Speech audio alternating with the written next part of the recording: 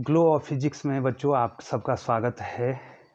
ये हमारी जो है अगली वीडियो है। इससे पहले मैंने आपको बताया था बच्चों नतिकोण नमन कोण, नतिकोण या नमन कोण, और दूसरा बताया था बच्चों हमने। देखिए बच्चों, मैं फिर इसके ऊपर अगर इस पेज को रख दूं, ये देखो बच्चों, इससे पहले मैंने आपको बताया था पृथ्वी के चुंबकत्व के अवयव तो कितने थे। ये देखिए बच्चों, दिक्पात का कोण, एंगल ऑफ डिक्लाइनेशन, नमन कोण अथवा नतिकोण, एंगल ऑफ डिप, और तीसरा बच गया था बच्चों पृथ्वी के चुंबकीय क्षेत्र का क्षैतिज घटक बच्चों। तो मैं उसी को इस वीडियो में आपको सेपरेट बताना चाह रहा हूं बच्चों। तो बच्चों थोड़ा सा आप ध्यान देंगे, यहाँ पर जो है एल्फा को, यहाँ पर दो एंगल थे बच्चों हमारे पास। एक एल्फा था, एक क्या था, एल्फा को कहा था मैंने दिक्पात का कोण। ठीक है बच्चों, अगर बच्चों आपको याद है तो किसके बीच का कोण था बच्चों, चुंबकीय याम्योत्तर और भौगोलिक याम्योत्तर के बीच का कोण था बच्चों। वो ये है बच्चों, यहाँ पर मैंने बना रखा ये एल्फा। ठीक है बच्चों, और दूसरा थीटा था जो कि ज्यादा महत्वपूर्ण है बच्चों, ये है नति या नमन कोण। ठीक है बच्चों, ठीक है बच्चों, ध्यान दिया आपने। अब तीसरा है बच्चों पृथ्वी के चुंबकीय क्षेत्र का क्षैतिज घटक, horizontal component of earth's magnetic field. लेकिन बच्चों अब आपको ध्यान देना, ये पृथ्वी के अंदर का चुंबक है, ये बाहर का चुंबक नहीं है। ठीक है बच्चों, ये पृथ्वी के अंदर का चुंबक है और उसके चुंबकीय क्षेत्र, ये देखो बच्चों, ये क्या है, थीटा है। ठीक है बच्चों, ये क्या है, थीटा है। तो बच्चों मैं इस प्रकार से इसको वियोजित कर सकता हूं, इस चित्र के द्वारा मैं अलग सभी बना दूं बच्चों। यहां पर मान लीजिए, ये देखो बच्चों, ये मैंने एक चुंबक यहां पर बना दिया।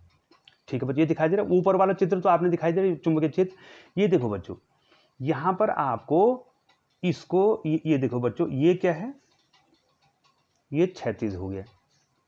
ठीक है, और ये उसका क्या हो गया, ये उसका क्या हो गया, अक्ष हो गया। ठीक है, और ये क्या हो गया, क्षैतिज हो गया। ठीक है बच्चों, तो माना चुंबक पृथ्वी के चुंबकीय क्षेत्र की तीव्रता कितनी है, बी ई फॉर अर्थ। बच्चों ऊपर बना तो रखा बच्चों मैंने, ऊपर मैं इसको सिंप्लीफाई करके बता रहा हूं, ये ऊपर बना रखा है, ये बी बना रखा है, तो इसके दो कंपोनेंट हो जाएंगे। ठीक है बच्चों, एक हॉरिजेंटल, एक क्या हो जाएगा, वर्टिकल बच्चों।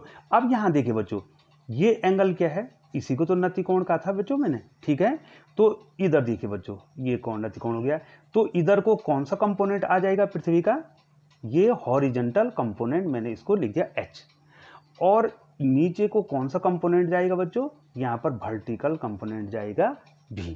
ठीक है, तो बच्चों मैंने जब वेक्टर का वियोजन किया था तो जिधर को एंगल है उधर को कौन सा घटक आ जाएगा, H बराबर आ जाएगा BE cos ऑफ थीटा। ये देखो, ये हॉरिजेंटल कंपोनेंट हो गया, और वर्टिकल कंपोनेंट कितना हो गया बच्चों, BE साइन ऑफ थीटा। ये देखो बच्चों, ये देखिए, ध्यान देंगे आप, मैं दूसरी पेन से कर रहा हूं बच्चों, ध्यान दीजिए। अब आप ये बताओ, हमने BE निकालना है, BE निकालना है, तो कैसे निकलेगा बच्चों, जब हम समीकरण 1 और समीकरण 2 को जोड़ के वर्ग करेंगे तो हमारे पास एक फॉर्मूला आता है sine square theta plus cos square theta is equal to 1।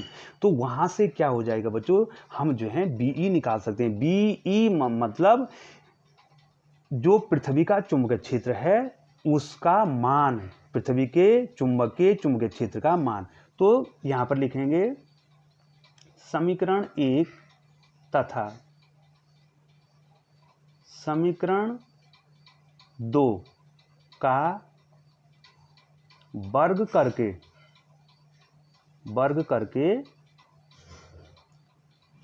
जोड़ने पर करो बच्चों। इधर का वर्ग किया तो H स्क्वायर होगा बच्चों, इसका वर्ग करेंगे तो H स्क्वायर होगा, और इधर का वर्ग करेंगे तो क्या हो जाएगा, BE square cos square theta.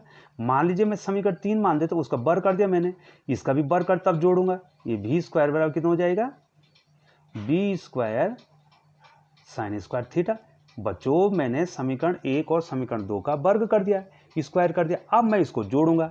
ठीक है, जोड़ो बच्चों, तो H square plus V square, ये बायां पक्ष है, तो यहां कितना हो जाएगा, BE square cos square theta plus BE square sine square theta.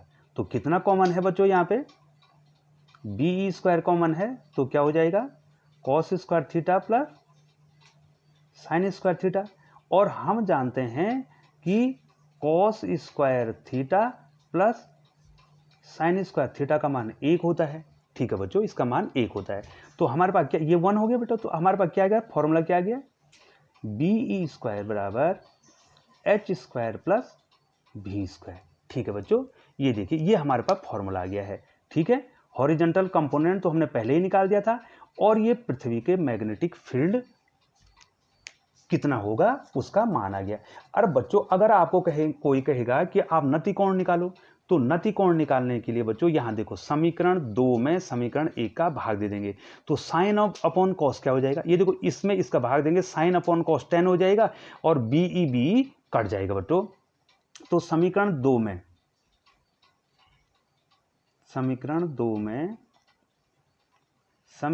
1 का भाग देने पर बच्चों, मैं इसलिए भाग दे रहा हूं कि वहां पर हमको एंगल मिले, इसमें इसका भाग देंगे तो बोलो बच्चों कितना हो जाए, समीकरण 2 में समीकरण 1 का भाग दे रहा हूं, तो यहां भी हो जाएगा, ये बच्चों इसमें इसका भाग दे रहा हूं, ये इसके बटे में निकल जाएगा, भी अपॉन एच बराबर यहां क्या है बच्चों, बी साइन थीटा, और यहां क्या है बच्चों, बी कॉस थीटा।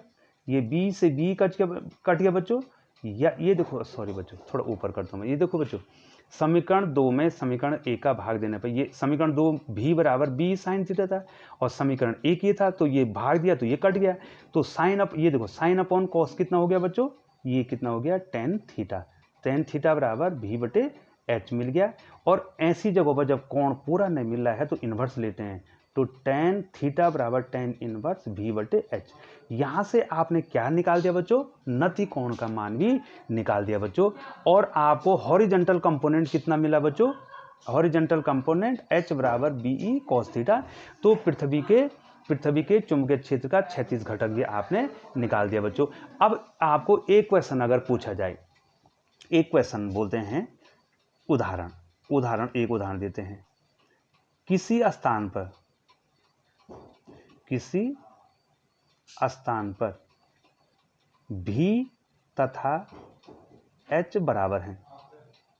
क्या मतलब हुआ बच्चों बोलो, माने पृथ्वी के किसी स्थान पर उसका वर्टिकल कंपोनेंट या ऊर्ध्वाधर घटक और क्षैतिज घटक बराबर हैं, तो नतिकोण का मान कितना होगा, किसी स्थान पर भी तथा एच बराबर हैं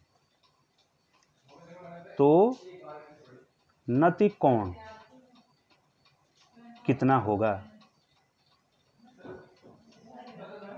बोलो बच्चों। देखो बच्चों, टेन थीटा बराबर क्या है, भी बटे एच है, ये देखो भी बटे टेन, मैं चलो मार कर लेता हूँ बेटा इसको, ये देखो टेन थीटा बराबर क्या है, भी बटे एच है, भी और एच दोनों बराबर हैं, तो भी और एच को भी लिख दो, तो कितना हो गया 1 हो गया। अब ये बताओ बच्चों कि टेन के किस एंगल का मान 1 होता है, 45, इसको हम टेन कितना लिख सकते हैं 45, और टेन हटा दो, थीटा कितना हो जाएगा 45। ये देखो बच्चों, एक अच्छा सा उदाहरण मैंने आपको दे दिया कि जहां पर नतिकोण 45 डिग्री होगा जिस स्थान पर पृथ्वी में, वहां पर उसका क्षैतिज घटक और ऊर्ध्वाधर घटक आपस में बराबर होंगे। तो बच्चों बहुत बहुत धन्यवाद बच्चों, पूरी कोशिश की जा रही है कि बच्चों आप इसको समझें, लेकिन बच्चों जो हैं यदि आप जो है लगातार कंटिन्यूस वीडियो देखते हैं सीक्वेंस से, तो तभी आपको आएगा। और पूरी कोशिश की जा रही है बच्चों कि आप समझें, जहाँ पर कोई प्रॉब्लम होगी या बोलने में कहाँ पर गड़बड़ी, कभी कभी गड़बड़ी हो जाती है, लिखने में गड़बड़ी हो जाती है, तो बच्चों उसको कमेंट्स में ज़रूर लिखेंगे। बहुत बहुत धन्यवाद बच्चों।